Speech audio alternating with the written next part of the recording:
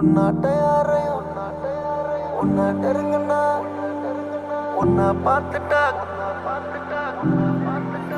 உனக்கு நான் டெக்ஸ்ட் பண்ணது கண்ணத்துல நீ கிஸ் பண்ணது கடைசியா உன்னை நான் மிஸ் பண்றது எதுவும் இங்க தற்செயல் இல்ல